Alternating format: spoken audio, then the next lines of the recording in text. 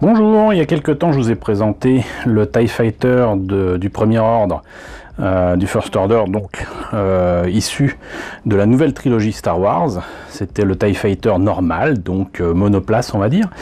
Et aujourd'hui je vais vous présenter le modèle des forces spéciales qui est biplace, qui est un peu différent, qui a quelques détails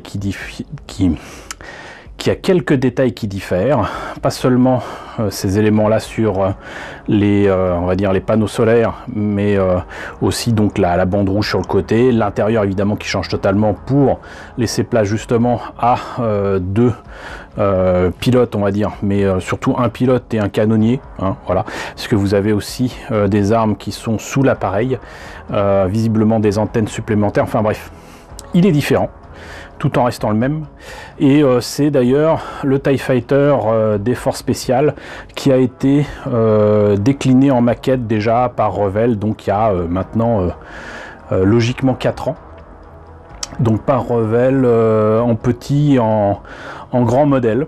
Voilà, c'était pas spécialement des réussites pour les grands modèles, mais ils existent chez Revell, donc il fallait en parler.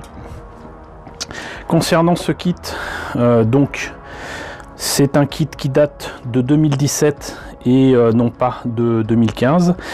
C'est surtout un kit qui était encore avec le logo rouge de Bandai. Et du coup, on a encore le prix sur le code barre. Et il est de 2400 yens. On profite pour montrer les images qu'il y a sur le côté. Donc là, c'est le modèle monté et peint. Voilà, sous différentes coutures. Et on a là des images timbre-poste du film. Toujours le modèle monté et peint. Et là donc les détails qui changent à l'intérieur du cockpit, ce qu'on verra d'ailleurs assez peu au final. Voilà, donc on a fait le tour de la boîte. Ce que je vous propose bien évidemment, c'est de regarder à l'intérieur ce qu'il y a. Alors à l'intérieur, toujours ces superbes notices de montage de Bandai, avec un petit peu plus d'images timbre-poste si ça vous manquait. Là, les pièces en présence, je ne note pas de X sur ce kit là. Donc toutes les pièces sont à utiliser. Alors on débute par le bulbe on va dire, et ces étranges détails ici qui font penser à éventuellement des chenilles de tank, je ne sais pas, en tout cas comme ça fait penser à un truc qui roule. Donc voilà, c'est tout le cockpit en fait qui sera très compliqué je pense à monter parce que beaucoup de petites pièces. Visiblement cette partie là du bulbe, clairement c'est pas le même taille, en tout cas c'est pas le même kit, puisque vous avez aussi les détails en rouge qui se mettent sur le côté. Et là par contre, exactement comme le précédent kit, vous avez le choix entre la verrière creuse et la verrière pleine, sauf que la verrière pleine sera en transparent. Voilà, donc ça c'est clairement un détail qui manquait sur le kit de Revell avec les canons en dessous. Les panneaux solaires, hop, ça par contre c'est à l'identique du précédent kit. Et ensuite il n'y a plus qu'à mettre le support qui est supposé rappeler le sol de Jakku, j'imagine. Et on peut relier ce socle à d'autres et on peut mettre les petits lasers aussi bien sur les lasers normaux du TIE Fighter que les petits canons qui sont sous le bulbe ici. Voilà, donc voilà pour la notice. Comme pour le précédent kit, donc vous avez le choix entre des autocollants et des décalcos, et vous voyez qu'en fait le tour de la verrière et même je ne l'ai pas noté là, mais le sas d'accès au bulbe, vous pouvez ne pas le peindre et mettre directement ces trucs là. Voilà. Alors nous avons ici les lasers. Alors c'est dommage qu'ils en aient pas mis 4, enfin je veux dire 2 grappes comme ça pour pouvoir mettre des lasers aussi bien sur l'avant que l'arrière, c'est vraiment dommage.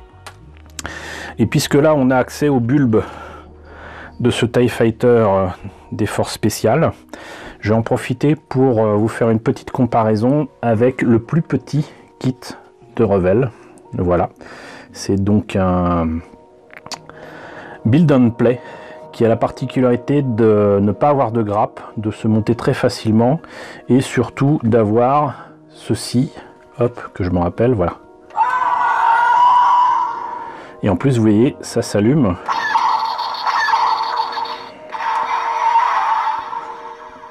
Alors c'est dans un bloc ici qui m'a l'air un peu compliqué à enlever. Si je voulais le mettre là-dedans, faudrait certainement trouver un moyen de faire de la place. Et vous voyez que c'est quand même clairement plus petit. Et donc ça c'est du 1,72, donc j'imagine que ça doit être proche du 1,48, du 1,40. Voilà, mais bon, il y a clairement une différence de toute façon de proportion du bulbe, mais c'est une belle maquette quand même. Moi je l'aime bien parce qu'elle est facile à faire et surtout il y a du son et lumière de manière assez facile. Le seul problème c'est qu'il n'y a pas de pilote dedans, mais ça je vais pas revenir dessus. Donc en parlant de pilote, en voilà un, voilà, et vous voyez que tous les détails sont présents. C'est juste magnifique. Voilà, la base, c'est pas qu'on s'en fiche, mais c'est identique à la dernière fois, donc voilà. Les panneaux, bah, c'est à l'identique aussi, hein. Si ce n'est que vous avez donc du coup le pilote qui est ici, avec à côté la silhouette, comme je vous l'ai présenté la dernière fois. Et sinon, vous avez l'élément rouge du bulbe. Et la fameuse verrière ici en transparent et là en creux, exactement comme pour les modèles de tournage d'ILM, même si là, de toute façon, maintenant c'est fait entièrement en image de synthèse. Et là, pareil, on a des grappes strictement identiques à la dernière fois, mais quand même plein de beaux détails. Encore une fois, je vous invite à garder les petits ergots ici, les petits morceaux de plastique sur les côtés là, parce que ça sera toujours utile pour d'autres projets de maquettes, de kit bash et compagnie. Donc voilà, c'était le TIE Fighter des forces spéciales du First Order, un kit de Bandai au 1,72 qui est beaucoup plus petit que le plus petit des kits Revell qui était déjà sorti en 2015. Mais ça reste quand même sympa et surtout c'est pas du tout la même qualité, hein, c'est clair.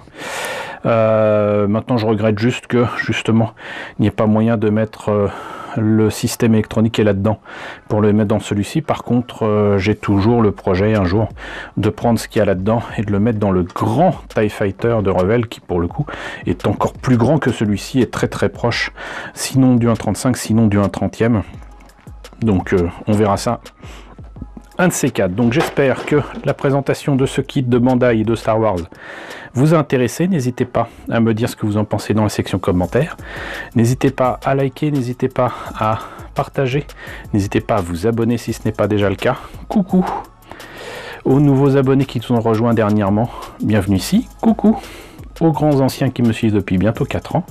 Merci à tous de votre fidélité, merci à tous surtout de votre soutien. Je vous laisse avec le générique de fin, avec les contributeurs de la chaîne, sur Tipeee et sur Paypal. N'oubliez pas que vous pouvez faire partie de ces contributeurs et je vous dis donc à très bientôt pour la présentation d'une nouvelle maquette Star Wars.